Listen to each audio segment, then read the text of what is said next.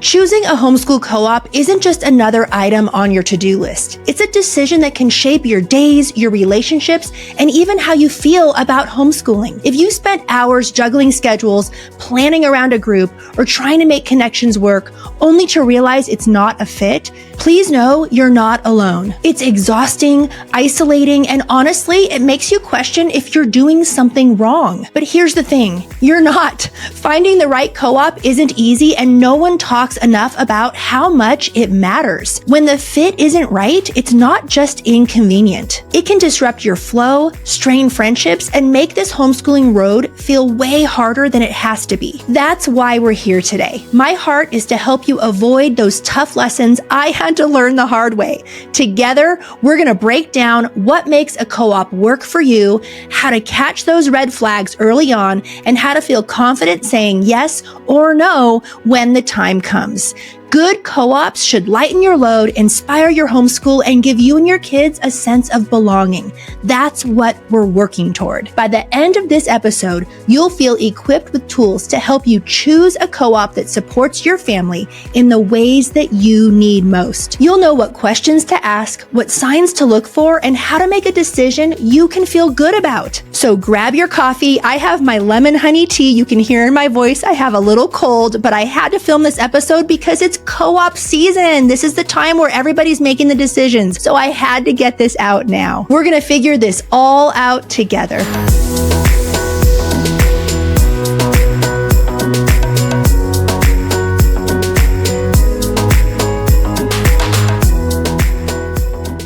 Hey friend, welcome back to the Christy-Faith Show. I'm Christy, homeschooling mom of 4, 20-year experienced educational advisor, author of the book Homeschool Rising, speaker, and your friendly guide through this wild, messy, and absolutely beautiful homeschool life. Whether you're folding laundry, wrangling the kids, or in that rare and sacred thing we call quiet time, I'm so glad you're here. It's that time of year again, co-op visiting season. You know, the time where we're doing the homeschool version of speed dating, walking into buildings with big smiles. Hi, we're looking for a community and we're a delight to work with. Just look at my perfect kids. Please choose us. It's both thrilling and nerve-wracking, right? I get it. You want to make the right choice for your family. You don't want to walk into something that feels more like Survivor Homeschool Edition, where alliances form and you're left wondering if the tribe has spoken. Here's the plan for today. I'll be sharing 4 essential tips to guide you in choosing the right co-op,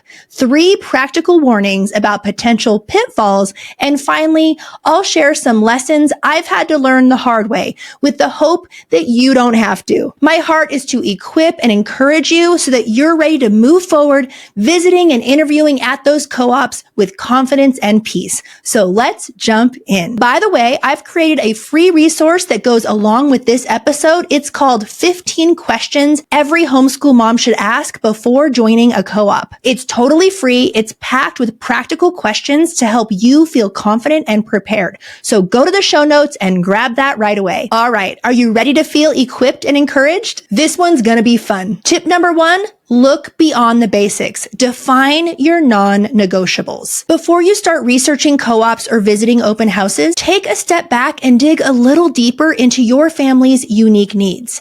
Ask yourself, what are my non-negotiables? Think beyond academics. Does your family thrive in a structured environment, or do you value flexibility and creativity? Are you prioritizing social opportunities and that's why you want to join a co-op?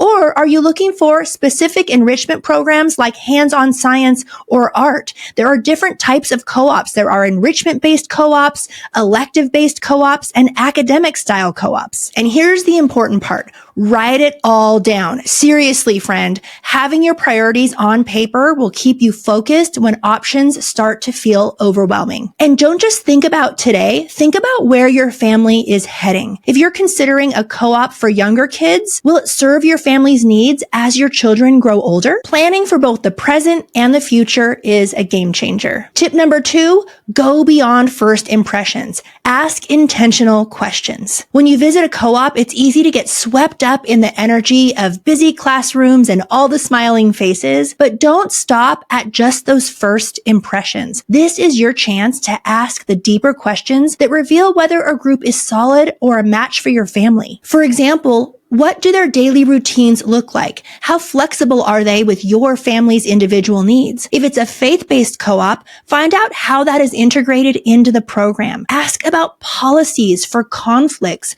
or behavioral issues and how those are communicated to parents. And here's a tip that's worth its weight in gold. See if you can talk to a parent who is currently part of the co-op. They'll often share insights that leadership might not mention up front. All right, Mama, we're off to a strong start with 2 key tips so far to help you choose a co-op that is the right fit for your family, and we're just getting warmed up. After the break, I'll share 2 more game-changing tips that will take your co-op search to the next level. You won't want to miss it. Especially tip 4, which often goes overlooked, but it makes all the difference. As a homeschool mom who values a family together approach and leans towards the classical and Charlotte Mason styles, I often struggle to bring my educational vision to life with my kids' diverse ages and learning needs. With all our interests and super packed schedule, bridging that gap between the dreamy homeschool I want and reality, I gotta be honest, it's a challenge. Now, yes, I know perfection isn't the goal, but if you're listening and you could use a little easing of your mental load in your day-to-day, I found a resource that has become the quiet hero of our routine, and it could be a really great option for you too. BJU Press Homeschool Curriculum. Now, many think that BJU Press Homeschool is solely an all-in-one option, and though it does excel in that role, did you know you can also opt for specific courses and tailor them to fit your family's needs, just as I have? BJU Press Homeschool provides the perfect balance of structure and flexibility and easily complements my family's mixed age, family together on the couch learning style. They are second to none in integrating a biblical worldview, stimulating critical thinking, and offering tons of hands-on activities in the lessons. To find out how BJU Press Homeschool can come alongside you in your homeschooling goals too, visit bjupresshomeschool.com or click the link in the show notes. I've got some news. There's a new reading curriculum that ditches workbooks and drills for fun and games. If you're thinking fun and games sounds a little too good to be true, it's not. 98% of children improved their reading test scores in just 6 weeks with the Reading Skill Set by Love Every. It's a phonics-based program that follows the science of reading, but makes learning to read fun, motivating, and confidence boosting because it happens by playing games and then practicing with just right skill level books. Kids love it and parent educators love it. And it works. Visit loveevery.com/Christy-Faith today and use code Christy10 to get 10% off your purchase of the Reading Skill Set by Love Every. That's loveevery.com/Christy-Faith. Welcome back. Now to tip number 3. Understand the commitment. This isn't just about finding a co-op that fits into your schedule. It's about figuring out whether it enhances your family's rhythm or completely upends it. Beyond the obvious time commitment, think about how the co-op will impact your energy, your finances, and even your mental health. Now, here's a mistake that I made. Read the fine print. I've joined co-ops that had really strange rules that didn't really make sense to me. And at first I didn't think it would matter, but as my kids got older, it actually started to matter very much. So make sure you're aware of the rules and stipulations that these co-ops have. For instance, will you be expected to volunteer or teach? Is there a fundraising commitment or additional costs like field trips or resource fees? Visualize what your day-to-day life will look like with this co-op in the mix. Does it spark excitement or does it add stress? If the latter, take it as a sign to reassess. The best co-ops enrich your life without draining your reserves. Now, that's not to say that you're not going to volunteer. Most co-ops do have a volunteer component, but even that is something that can be doable and you can be excited about. I've not joined co-ops because the parent expectation for volunteering was too high for what I was able to give in that season. And the co-op was great. And it could have been an awesome fit for my family, but it wasn't a fit for me as a working homeschool mom. So we had to decline. We found other ways to find community, which I'm going to get into later in the episode when you have a season without community. And can you homeschool without community? The answer is absolutely. Let's head into tip number 4. Evaluate leadership and membership dynamics. Most people focus on leadership when visiting a co-op, and yes, that's absolutely crucial, but don't forget to assess and observe the group itself. Leadership can set the tone,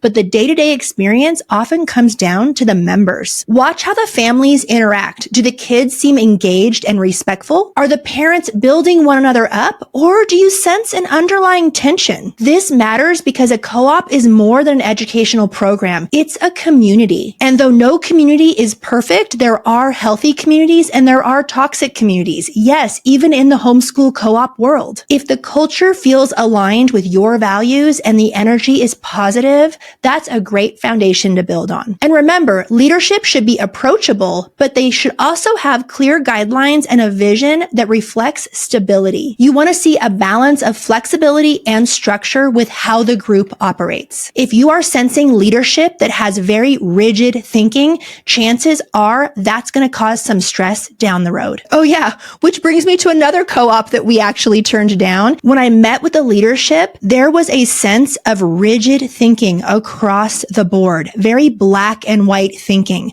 I know with my personality, where as I have matured, I realize how gray the world really is and how much grace needs to be extended to others.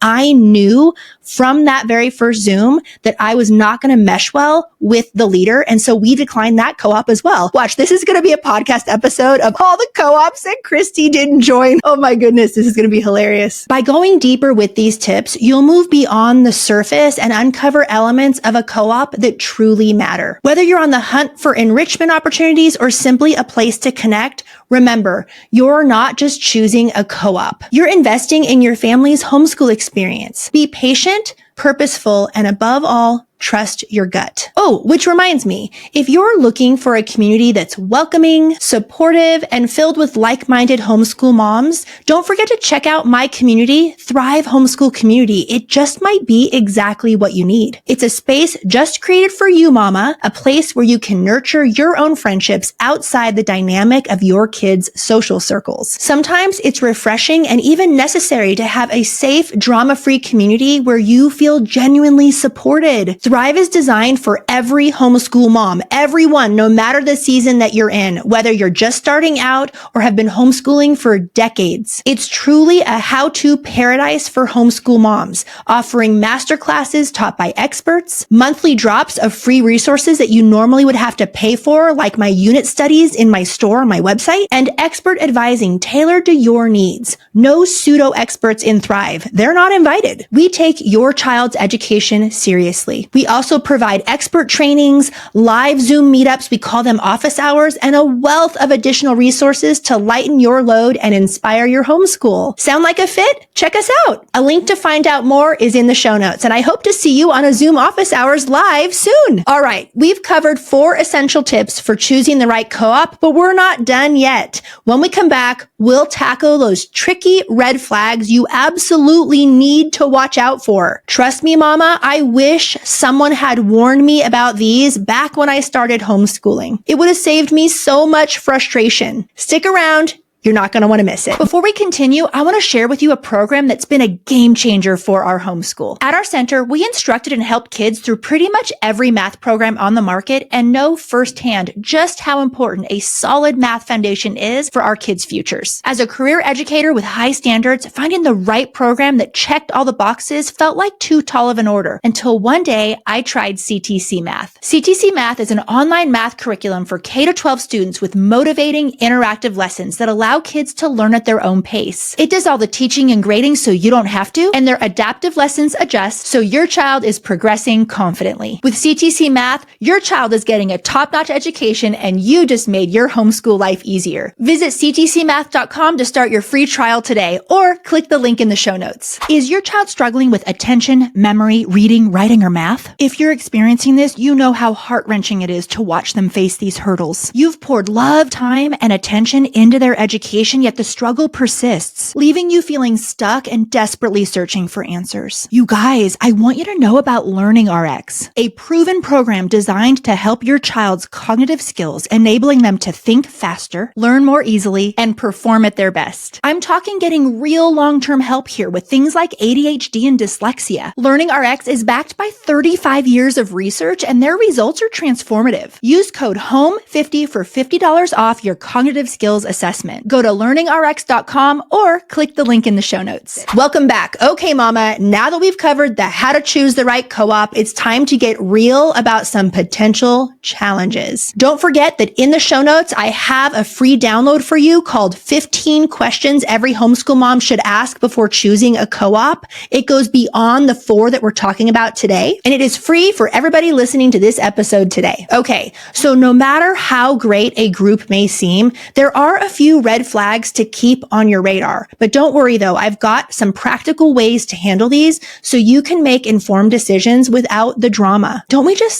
I feel too old for drama. I'm too busy for drama. I was telling my kids last night at dinner that if you observe someone who's really gossipy, they're not busy enough. I got things to do. I can't be walking around talking about people. Let's get into our 3 practical warnings. Warning number 1. Look for signs of negative talk or gossip. We know that gossip is toxic for any group, and co-ops are no exception. While you might not know much about the people during your very first visit, there are subtle cues that you can be looking for, and please do look for them. Pay attention to the tone of interactions. Are conversations mostly positive and solution-focused, or do you sense negativity or judgment in the air? Now, I hate to say this, and maybe I should cut this out of the episode, but I do feel like there are some people in the homeschool community that really hang on to their methods and their co-ops and their curriculum, and they really view it as the way to homeschool, not their way to homeschool. And I just want you to recognize that's really insecurity on their part. But if someone is like that, extremely rigid in their thinking and believe you have to homeschool their way or you're homeschooling wrong, that is not a group that you want to be in. Look out for conversations where people are talking about each other or even about leadership. Are the remarks filled with encouragement and collaboration, or is there an undercurrent of complaints or unkindness? These dynamics often trickle all throughout the group, so please take note. Co-ops have a tone. Make sure you like it. And here's where the homeschool world has its unique quirks. While you may not know anyone at the co-op, there's a good chance that someone in your circle does. Don't hesitate to ask a trusted friend if you've heard anything about the group's culture. You don't need to engage in gossip to ask this question. Sometimes a quick "What's been your experience with this co-op?" can save you a world of heartache down the road. Warning number 2, observe for cliques, both with the kids